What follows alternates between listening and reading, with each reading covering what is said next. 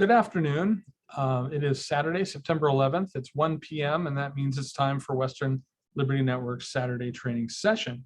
Today we're going to be offering information on how to run efficient and effective meetings. God knows that a lot of us have been involved with meetings that go on that don't seem to accomplish very much. And the training that we're putting on today will help to avoid some of that. Before we go to the training though, I have a few items we need to cover. First of all, I need to point out that Western Liberty Network is a 501c3 organization.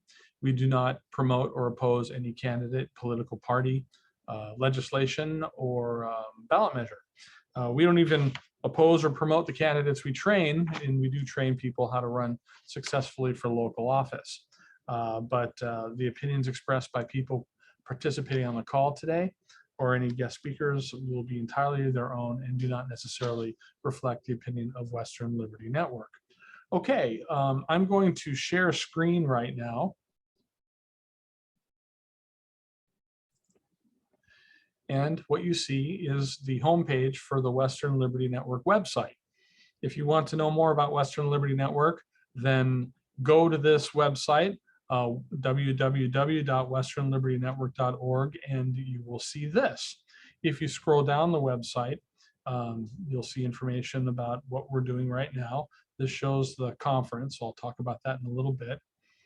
This talks about the Zoom session that we're doing each Saturday, and that describes the Zoom session we're doing right now. Then if you scroll down a little further, it shows you what Western Liberty Network is doing, talk about some of our past activities. There are resources you can click on. You can listen to past speeches. There's a lot that's here. And so I encourage you to take a look at that. A lot of really good stuff that's here. And if you want to know more about the training we provide, you can click on the training tab. When you do, you will see this. You will see our training tab.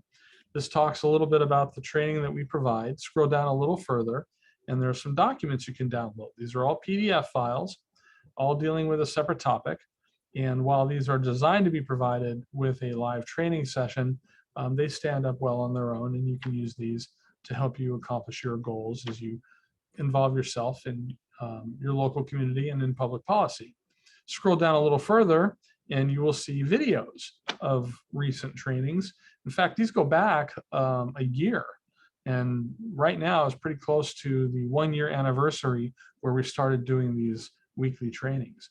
But anyway, they're all about a different topic. And so scroll down till you see something that interests you. I do some of these trainings, but we have a lot of guest trainers who do trainings on topics that they're familiar with. You can see here, Cleon Cox, Steve Moore, who is on our advisory committee and was also President Trump's senior economic advisor, Wayne Allen Root, a lot of different folks. So there are a lot of great opportunities. Now, if you decide that you really like Western Liberty Network and want to support what we do, you can go to our support tab. This is our support tab, and you can make a one-time contribution, or down this item, you can make a monthly automatic contribution.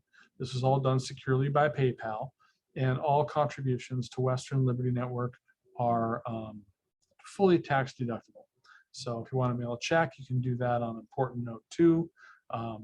There's a lot that you can do here. So the organization tab that we have talks about who we have working with us, and we're going to have to update that because we've got some new people that are involved, and just a lot of exciting things going on with Western Liberty Network right now. Now, if you go to the home page, I'm going to talk a little bit about our conference. Every year, we do an annual conference, and this year's conference is coming up. It's going to be on February 5th, which is a Saturday. We will have a free reception the day before at 7 p.m. on February 4th. And this is our 12th annual Take the Offensive Leadership and Activist Training Conference. We're going to have speakers, trainers, 20 breakout sessions, lots of good speakers. We're bringing in Joe Mackey of Fox News. He's a comedian that's on the Gutfeld Show. We're negotiating with Kristi Noem, Governor of South Dakota. We got Dennis Linthicum, a lot of these other folks, and there are more people that we are not able yet to announce, but this is just going to be dynamite.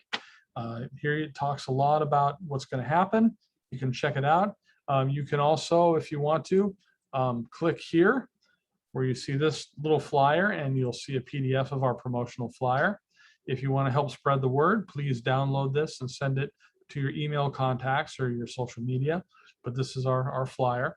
You can also download, if you go here on the home page, you can download our agenda, our full agenda, and you can see what's going to happen throughout the entire day. There are still some slots to be filled in, but we are very excited that we're going to have our best slate ever. Now, if you do go to the site and you decide you want to go, click on the Register Now button. If you click on the Register Now button, that will bring you here. And here's where you can buy your tickets. If you click here, you can buy your tickets. The tickets are $89. Now that includes everything. That includes all taxes, fees, the processing fee for Eventbrite. That's all in. $89. You'll get a hot buffet lunch, and you'll get a nice packet full of information. You'll get a badge and admission to all of the events. Lodging and parking are available too. $150. Now that includes all taxes and fees. That's all in. And this is at the recently remodeled Hilton Hotel in downtown Vancouver. Just a gorgeous place. So you can get for 2 nights and secured overnight parking for $20 a night. It really is a fantastic deal, and hope you will do that. Go to westernlibertynetwork.org and click on the register button, and you'll be able to get your tickets, and we'll have a fantastic conference. So with that, I'm going to stop sharing for the time being, and I should have, my image should be back, and we're going to start doing a training. This isn't a long training, and it isn't a difficult training. It's how to run efficient and effective meetings. What I talk to people about doing is always have an agenda. Now, mind you, there are a couple of different kinds of meetings that many grassroots activists participate in. One of them is just informal gatherings. I visited a group in Sun River a few weeks ago, and they just have an informal situation where 10 or 15 people show up, and it's very informal, it's very social, and that's fine. But they do have things they want to talk about. And then there are the other kinds of meetings that are more formal, where you've got people who have positions like chair, vice chair, and there are, there's a structure to the meeting, and I'm going to talk a little bit about that. But what I, first of all, ask everybody to do is to adopt an agenda. You're always going to want to adopt an agenda.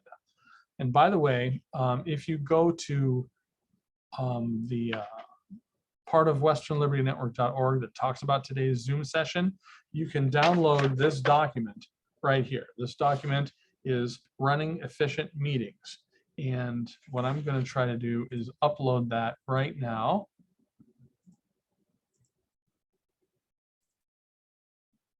I'm going to send a file.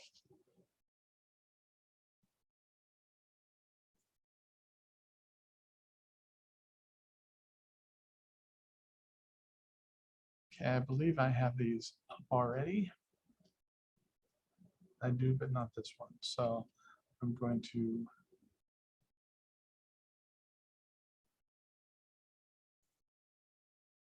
here, clients active.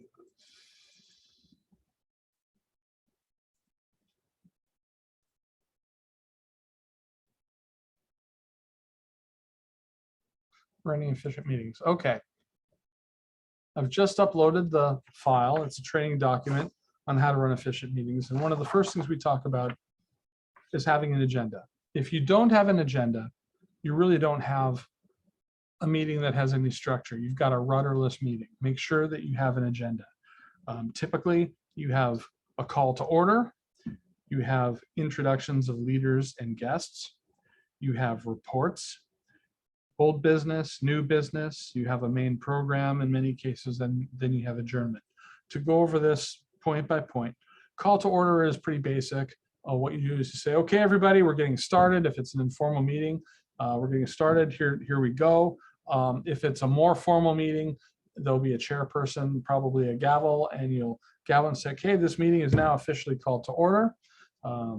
Make sure that everything is ready to go. A lot of groups like to start with a Pledge of Allegiance or an invocation. That's fine. But anyway, it gives people time and a little bit of ritual to sort of settle in and prepare to do business for the meeting. Introductions of leaders and guests. This is often skipped. I recommend not skipping it. A lot of organizations will have somebody there as a special speaker, maybe their spouse or somebody who's with them, some kind of an assistant. You may have a number of guests, and it's always a good idea to introduce the people that are there, let everyone know who everybody is, but also show some respect and recognition to your guests. Then you've typically got reports. And there are a couple of different kinds of reports. If you have an organization that has some structure in it, you're going to have typically officer reports. Your chair, your vice chair, your recording officer or secretary, and your treasurer are going to have basic reports. And then oftentimes, if you're in an organization where you have committees, the chair of the committees will provide different reports on the work they're doing and the progress that they're making. Then you go to old business. Old business is, as the name implies, business that hasn't been completed yet, that may be carried over from previous meetings or is in process. You'll talk about those things. It's always a good idea to not let old business pile up any more than necessary, to try and close issues off as best you can. New business is, of course, as the name implies, business that the body is now just beginning to take up. New proposals, new ideas, new motions, whatever it is. And then main program. Now, there are a lot of organizations that have sort of a business section, and then they've got sort of a program section where they might have an entertaining or an interesting speaker. This is where you have your main program. It might be a speaker, or it might be a training, or it could be some kind of a project, an envelope stuffing or something that you're doing with your organization, and then you adjourn. If you stick to an agenda like this, your meeting will have a lot more direction. It will have a lot more purpose. People will get into the habit of how the meetings go, and that itself, is going to help your meeting go a lot smoother and make sure that these meetings definitely have a point. What you do have to watch out for, even if you have an agenda like that, is too much conversation about a particular item that isn't necessarily productive. People get mired down in things. And so what I also recommend is that in addition to the agenda, and you'll break this down by the items of old business that you have, the items of new business that you have, but you put a time limit on everything. If you take a look at the example that I have for the document I just issued, and for those who are viewing this recording, the document is available by clicking as indicated next to where you're clicking to play the video. We've got time limits for everything.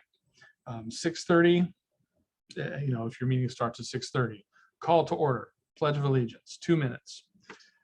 The next item, introductions of leaders and guests, allow maybe 3 minutes. Reports, 5 minutes, or 5 minutes per report, depending on how complicated your reports are. Old business, in this example, 20 minutes. New business, in this example, 30 minutes. Main program, 30 minutes. And then adjournment. And so what happens is this keeps your meeting moving. You've got specific time limits. And whoever is chairing the meeting, what will happen is if time runs out, they simply say, that's it. That is all the time allotted for this item. And so at that point, there are a couple of things that can happen. If, for example, I'm doing my report, I exceed 5 minutes, the chair says, I'm sorry, that's your 5 minutes. We'll go on to the next business item. There are a couple of things that you can do. First is just cut it off. We're done. We're going to the next thing. This seems abrupt, but over time, it trains people to be succinct. They're going to learn that if they go on too long, or if there's too much, social conversation that really doesn't move the agenda forward, that it's going to end and that things aren't going to get finished. And so I'm a fan of that. You don't want to be too ardent about it and be rude or cut off legitimate business that you have to do, but you do want to have your members and your leaders learn that meetings have to keep moving. And so time limits are really good there. The other thing that can happen is that if you are using something like Robert's Rules of Order, somebody can make a motion to extend. I move to extend this business item for another 3 minutes or another 2 minutes or whatever it is. And there's a quick vote. All those who want to extend say aye, aye. Those opposed, nay. And if the vote is to extend, give them the additional time. And if they use up that time, you do the same thing again. Or if they vote not to extend, then you're done. You just go on to the next business item. But these two things, more than anything else, can help to make sure that your meetings run better, they run faster, they're more efficient, they have purpose, they don't waste time. Make sure that all of your meetings have an agenda. And on that agenda, make sure every agenda item has a time limit. You're going to find that these two things alone are going to make your meetings much more efficient and effective. Now, again, if you are running an informal group of 10, 15 people and there's not a lot of structure, maybe you don't have a set of bylaws, you can still do this. You can still have a written agenda and you can still have time limits, suggested time limits, and take a consensus of the people that you're working with as to whether or not to extend if you run out of time or not. If you have a more structured organization, then you've got a set of rules like Robert's Rules of Order or some other system of parliamentary procedure. Then it's a lot easier because you've got, formal authority to have an agenda. You can put time limits on it, and there is an acknowledged procedure to extend or not extend. But in either kind of meeting, have a basic agenda and have time limits. If people want to change them, they can. A lot of organizations, before they start, they say, okay, you have a proposed agenda before you. This agenda could be proposed. And is everyone all right? Are there any amendments to the agenda? People can make amendments to the agenda. But once you've got that set, you know how the meeting is going to go, and that helps make it a lot more effective. Now, I happen to be a very big fan of Robert's Rules of Order. I think that if you have a chair that has a basic understanding of those rules, meetings do tend to run a little bit better. Now, if some people know Robert's Rules really well and a lot of other people don't know Robert's Rules at all, like anything else, information is power and it can be abused. And so it's important, I think, that everyone in an organization have at least a passing familiarity with Robert's Rules of Order so they can participate in meetings, that they can know what their rights are as defined in the bylaws of an organization, and make sure that leaders are held accountable and make sure that business gets conducted. So we do teach parliamentary procedure, Robert's Rules of Order, but I really like to refer people to an organization called the National Association of Parliamentarians. I'm going to initiate screen sharing again to show you their website. This is the website for the National Association of Parliamentarians. There are a tremendous amount of resources on this website that are available for free, and I'll go through a couple of them in just a little bit. But this is an organization that you can join. Now, to join it, you have to pass a basic test on parliamentary procedure, and they give you all the information you need to pass that test. And their annual dues, it's not too bad. I don't know how much the dues are. It varies by state because there are different state chapters of the National Association of Parliamentarians. I have been a member of it myself. I let my dues lapse. I should probably not have. I'll rejoin it at some point, but I have found that it is very helpful in teaching me how to run meetings and how to participate in meetings that I don't run. I've had cause to use it. I've been president of the Tualatin Valley Water District Board of Commissioners, had to conduct meetings. I've also been chair of the Oregon State Government Ethics Commission. And of course, it's always very, very helpful. We had to deal with ethics violations of a governor and his girlfriend. And, as you can imagine, things get a little crazy in meetings like that. And it's good to have a system where everybody knows what their rights are. Everybody has the ability to be heard. Everyone has an equal say.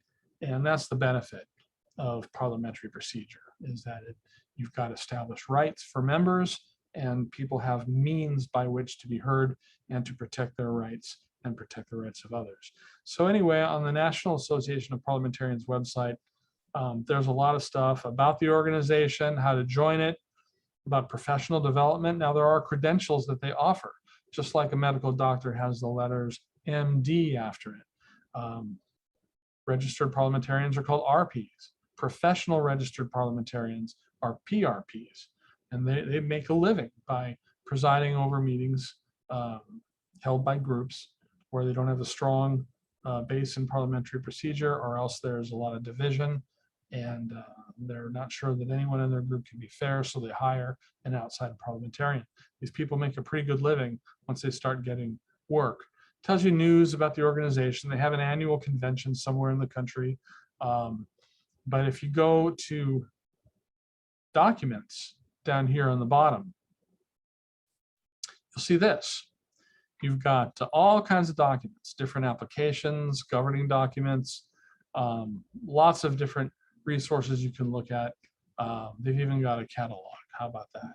But one of the documents that they offer is a study guide. This is the study guide. It's available. I'm going to forward that up here.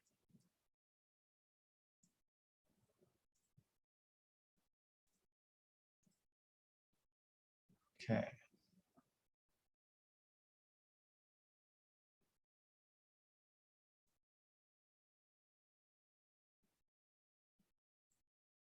Okay, this is the study guide on how parliamentary procedure actually works. This is really a comprehensive guide. This will tell you everything you need to know about how to master the art of running a bunch of meetings. You know, as to the very beginning, why have these rules? What's the purpose of them? What happens at a meeting? The roles of the different people, different ways of conducting business, how to handle motions, all these things. This is really great. And you know, this is available free. I've just sent the document. For those who are watching the recording, you can go to the National Association of Parliamentarians website and download this, and it's fantastic. If you decide you want to join the organization, the National Association of Parliamentarians, you can also download this document. These are all the study questions for the membership examination.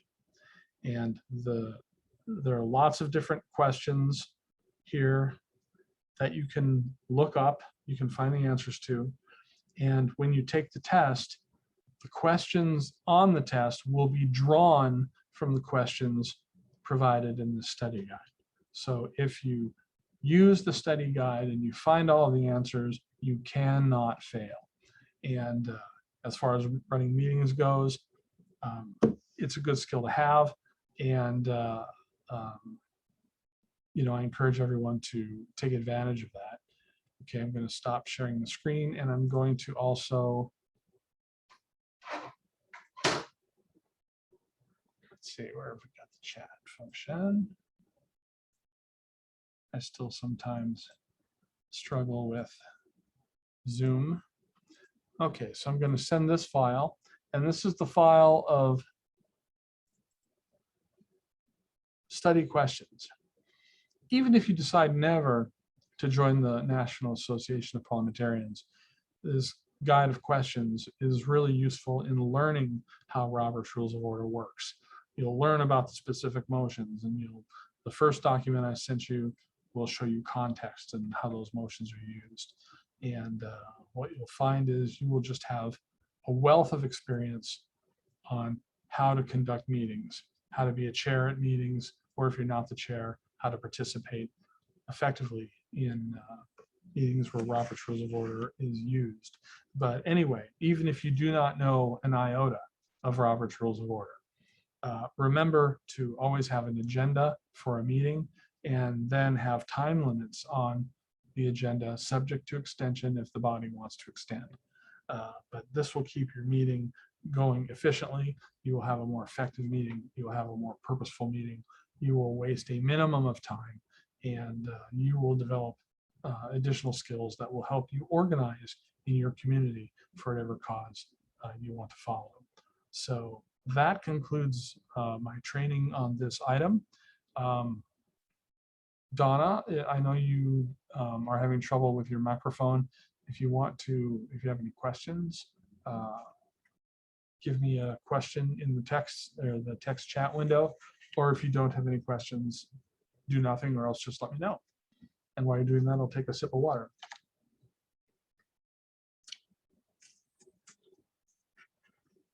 Okay, I don't think there are any questions. I hope this information has been useful. And so if there is anything I can do, you can always call me at 503-970-1876, or you can contact me at the www.westernlibertynetwork.org website. And so make sure to go to that website and secure your ticket for our February 5th annual conference. And so with that, we'll go. I thank you and God bless. Bye.